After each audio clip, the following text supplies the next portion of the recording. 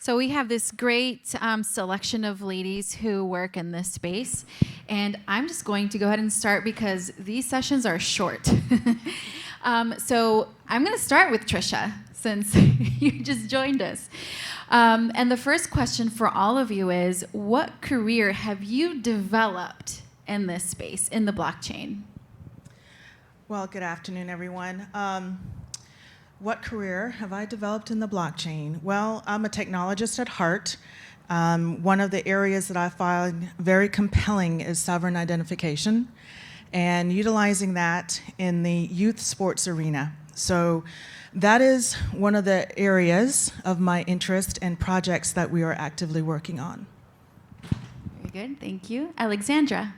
Thank you. I'm Alexandra Scheibe. I run the FinTech and crypto practice at McDermott, Will & Emery.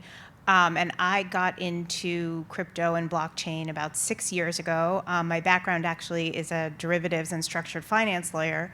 So I started through these issues from the CFTC and SEC regulatory perspective. And now I spend a lot of time counseling startups and small companies as well as financial institutions on structuring transactions and risk and regulatory uncertainty. Brandi? Hi, I'm Brandi Reynolds, and my background is really everything regulatory and compliance. I've been in really compliance for a little over, goodness, about 15 plus years now, and got my start working in-house as a compliance officer and then entered the consulting space.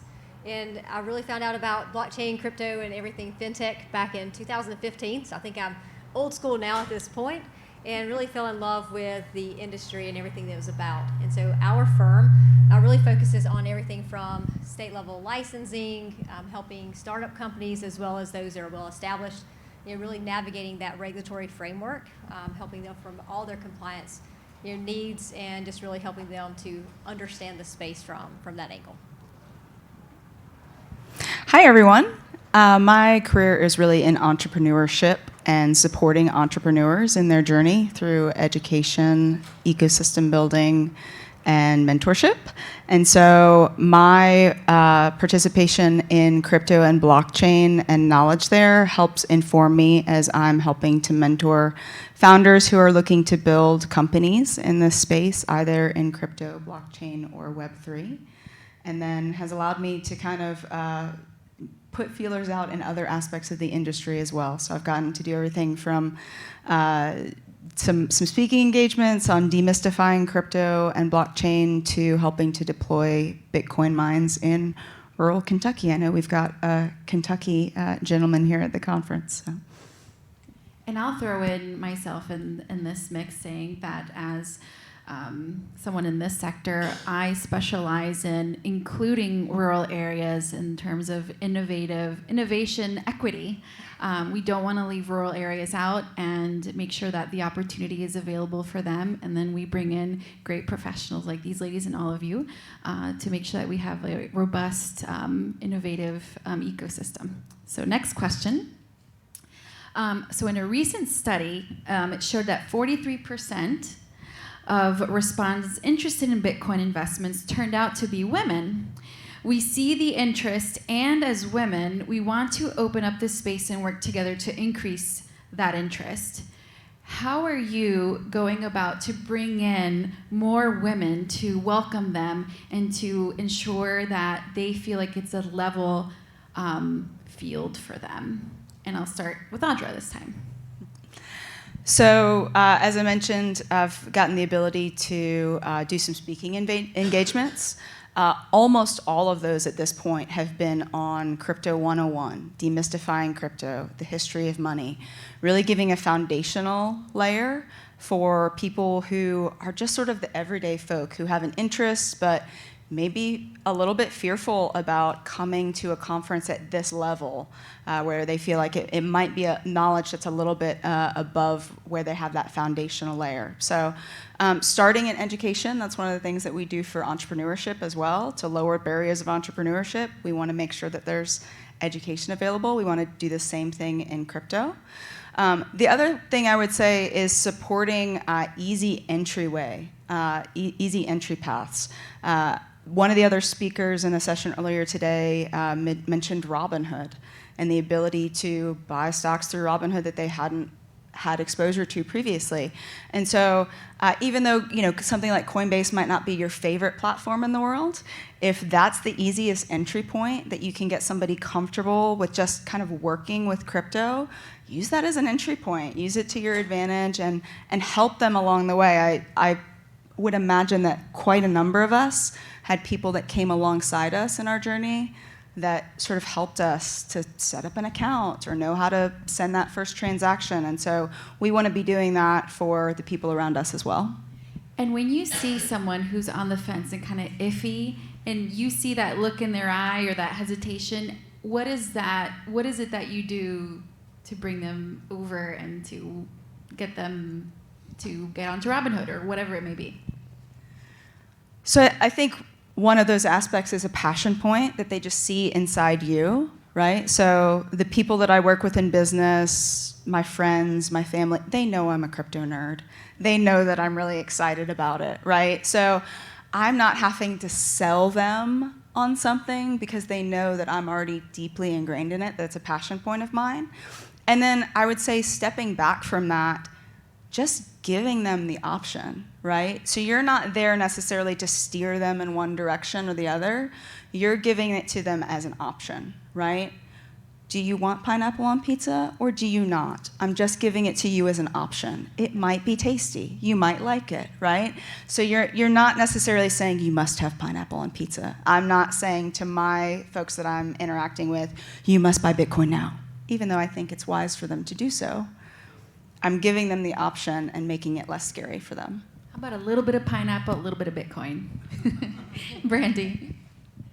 So first I would say that it definitely is still, I think, a male-dominated industry, right? But for me, I've always been very welcome by everyone in the space. I think a lot of it has to do also just building each other up and educating each other, and you're having the ability to share experiences and stories. I'm part of many associations and groups that some are just women in crypto or women in blockchain. And to me, it's just about sharing the knowledge with one another and the opportunities. So I don't think that it's a barrier to entry by no means. I think it's about letting people know what's available and just making that more aware for people. Thanks. I and my firm host a Women in FinTech group every month.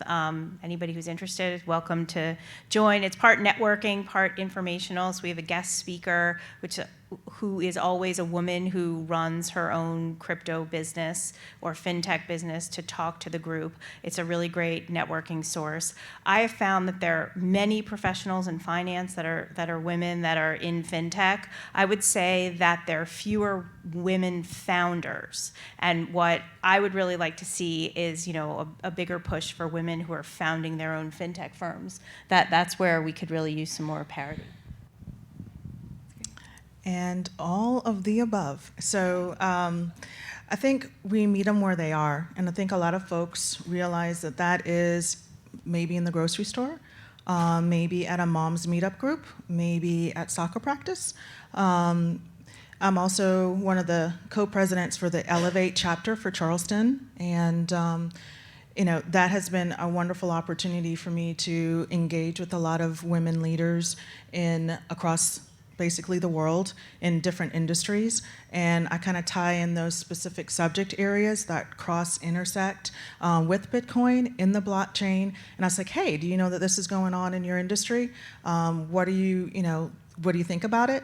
Have you even thought about it? It is happening. And also, I'm on the City of Charleston Commission on Women, so I get a lot of opportunities to deal with the city's infrastructure, the finance committees, building, real estate. All of that comes into play, and just being involved and engaged. So everyone knows I'm really enthusiastic about technology, and when I'm hanging around Dennis and Doug, and now Jonathan, and everyone else in the group, it's very contagious. So just be involved, get engaged, and you bring everybody along. Great. So now you know, women and men, if there's a woman in your life that you could expose her to this technology, to this way of life, to this innovation, please don't hesitate to introduce her to it, because there's so many doors that can open for her. So next question. In your journey developing your career in this sector, what challenges have you come across? And we'll start with Trischia. Okay. I've been in IT for over 20 plus years, and most of my engagements has always been bottom up. So I work with a lot of engineering heads, and I work with a lot of institutional static, and having the ability to start the conversation of bringing your girl to work day and cross-sectioning as engaging them in how money works, engaging how things work, how internet work, just how life works. And one of my things that I think that I wouldn't say really been a roadblock is probably learning to have a little bit more confidence with talking with the guys that maybe may not have been opened opportunities before, and that all starts with, go to a meetup, and just, the guys in this industry are awesome. I went to my first mining convention, 1,900 guys, 5 women, and it was fabulous. It was fun, and that really just gets the energy going. So, don't hesitate to reach across the table, and if you see, a woman in your space, and invite them to Bitcoin. I know whatever social norms. Just hey, go to a meetup if you're interested. Get engaged. So I really wouldn't say a roadblock. I would just say just be yourself, and things would normally gravitate to your interest. I'm not gonna say I have a roadblock at all, because usually they kind of get out of my way. That's great to hear. Alexandra? One of the interesting challenges early on was getting a large law firm to be interested in representing people in the fintech and crypto space. And, you can imagine a law firm has a kind of robust client intake process, and how can you do that in crypto the same way you can do that with other clients, with bricks and mortar clients? Try talking to your new business committee about how you can represent a DAO. That's a challenge. But it's been a good experience, educating law firm leadership about why we want to move into this space, and why, as a large law firm with traditional legal services, those are services that we should offer to the fintech and crypto industry, because a lot of startups and even growing companies have a need for traditional legal services, even though they might not necessarily think that yet, and the law firms don't necessarily see that as a client base. And so, trying to do the networking and the matchmaking and educate people in the industry about how they can leverage legal services and consulting services has been a little bit of an obstacle, but also a great opportunity. I'll say for me, the biggest challenge is probably working with banking financial institutions. So there is still a barrier for entry for many startup companies that come to us looking for banking options. And so we work very closely with many banks in helping them to understand crypto and fintech, that it's okay to bank these type of companies. And it's all about risk management. And so for me, while challenging, it's also part of the fun in what we do. We kind of jokingly say that many of these folks, they don't know what they don't know. And so we try to educate, we try to work very closely with the financial institutions, and we made very, very many strides in that area. And we're being asked all the time, how can we better look at this sector? What can we do to onboard and have other options? And so for me, that's very exciting to see more and more opportunities for us to really make our name in that space and being able to help with that. So I think someone last night mentioned that we as a society just need to do a better job with financial education in general, especially for the next generation coming up. That we just have done a poor job. There's not classes in school about how to make a budget or how to invest or how to do your taxes, things along those lines. And so I think a lot of people don't get that education because there's just not a safe opportunity for them to walk into that. So if you don't have a family that's giving you that education, if you don't have a mom and a dad or whatever your family unit looks like that's saying, hey, let's teach you about building wealth, let's teach you about financial management, then where are you getting that from? And I think the same challenge exists in crypto and blockchain education. And so just making sure that there are those safe pathways for people to come and learn and to be able to raise a hand and say, hey, I might be a little bit ignorant about this, but I'm going to ask this question anyway. It's one of the things that we have to ingrain into entrepreneurs, especially as they sort of grow their knowledge, because they get to a level where they're like, well, I feel like I should know everything. And of course we don't, right? And of course in the crypto realm, we can't possibly at this point, right? I remember in 2017 trying to figure out how am I going to manage researching and learning about 2,500 different projects, and now there's over 10K, right? And so you have to kind of pick a lane, but you want there to be easy entry points for that. I would say from a male and female perspective, just being mindful of that as well. My first deployment in the mining world, there was definitely some not suitable for work conversation going on a very continuous basis. And so there were a couple of conversations that I had with people, and I said, hey, maybe that's not the most comfortable conversation for you to be having in a professional environment. And so that quickly changed and became a safer environment. And so just being aware of those things. Great answers. Last question in the last 3 minutes that we have. As you think about the future in blockchain, as an individual woman or collectively for all women, what excites you about the future in this sector? We'll start with you. Building. So Dennis said it last night, when you're a bear market, you build.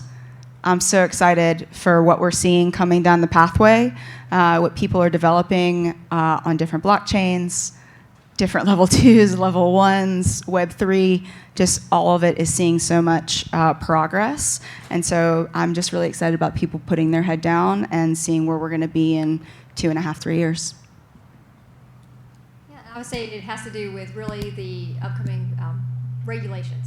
I like to see that there's thoughtful discussions happening and the industry really being engaged in that process so that we can have some good guardrails and continue to see this space become mainstream. I agree with everything that's been said so far. There's a lot of opportunity in the U.S. and in the world right now. I think it's incumbent upon us to sort of get some more regulatory certainty here before a lot of the opportunity leaves the United States and moves offshore. But it's a great time to be someone in the crypto space. Ditto. However, additional, I know that society is actually going to be more evolving towards the speed of how blockchain and the technology innovative ecosystem is actually going to be each person's going to directly be involved in that space, both personally and in the workspace. And I'm really excited that when you have a community come together, whatever easy ramp, whatever interest, whether it's in the fin area, whether it's in NFT, whether it's in their local policy and changes, whether it's in real estate, it's all going to be centered around the technology, and it's going to be individualized based on how they bring themselves and bring it to their community. So I'm really excited about how the technology is going to actually bring people together. So you heard it from four great professionals in this field, and hopefully you can connect with them later. And also the other women who are in this conference, who are not in this room, because every female in this conference has something to contribute to this space, even though they don't have the specific title, but there is a role. There's a role for all of us, right? So with 1 minute left, is there a question that you guys have? If you don't mind, what is an ecosystem? What do you mean by ecosystem? just like a biological ecosystem, you need pieces and parts to make it healthy. And so an entrepreneurial ecosystem is making sure you have all of the right stakeholders in an environment to give the entrepreneur the best possible shot at success. So that's going to be investment, education, entrepreneurship events, business accelerators, all of those pieces and parts. If you have gaps there or if they're not very healthy, then the entrepreneur is going to struggle to have the resources and tools that they need to succeed. And then on the technology ecosystem is ensuring that you've got the proper education on your engineers. You have a good environment in your technological stack, however that looks like, and you have basically continuous employment and improvement. And so the technology actually moves ahead in all associated areas. Next question. We do have a couple more minutes. I think we're right at, got about 3 minutes. Yeah. Okay. She said we're over. Somebody said. So if you were to look at the education, so like I believe that education builds appreciation because you just don't know what you don't know. And then when you know it, you're like, okay, and then comes the training piece of how to implement it. For the youth, like I'm being a father of 2 young ladies that I think are far exceeding my knowledge in the tech world, like are there any particular programs that you would reference for them to get into early from like the 101 side that is good for them, whether it be online, whether it be an interactive forum or something along those lines? Get involved with your local girls code, women code groups. Reach out to your local meetup. There's always a woman, a female in that group. It is the math teacher at high school or their school. There's always an avenue that is plugged into STEM. And within the STEM system, there are plenty of resources available. I would back that up by saying, I don't know if you're local or not, but there's almost always a women in tech group. You know, if you approach a group like that and say, hey, you know, my daughters are interested in learning, and then I would say that you can back that up as a dad by just giving them like a fervor for learning about technology, about finances, and showing them the possibilities and how it can impact their life in a good way, a positive way. And one of the things I want to stress also, obviously, you know, we focus so much on STEM education, you know, in our country, and you know, rightfully so. But at the same time, just because of the actual need for science, engineering, math, etc. You know, but what we're seeing as we go into this next era of technological advancement, you know, one of the things we're advocating for is a STEM for All program. You know, I mean, essentially, if you look at the South Carolina Emerging Tech Association site and the 12 areas of critical and emerging technology, you know, that we are advocates for. I mean, obviously, that's a big charter, you know, but at the same time, you know, being a think tank for that purpose. Just simply taking those 12 critical and emerging technologies, creating a course level of just explaining what they are in definitions to high school students, bringing that into a curriculum, you know, so that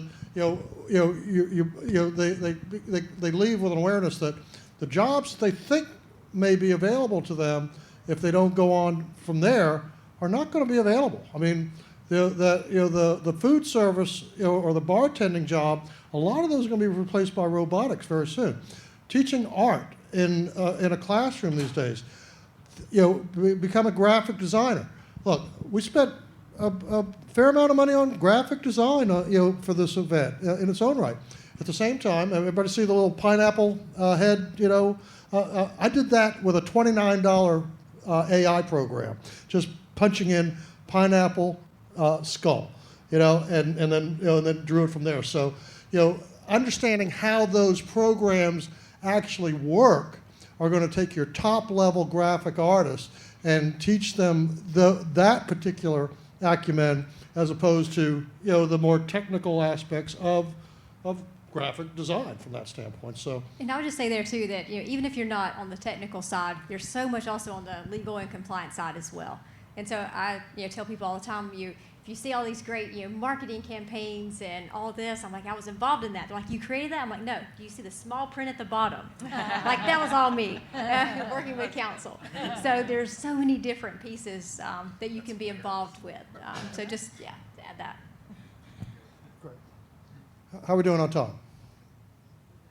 Okay? Great, okay. Any other questions? I want to thank our panel.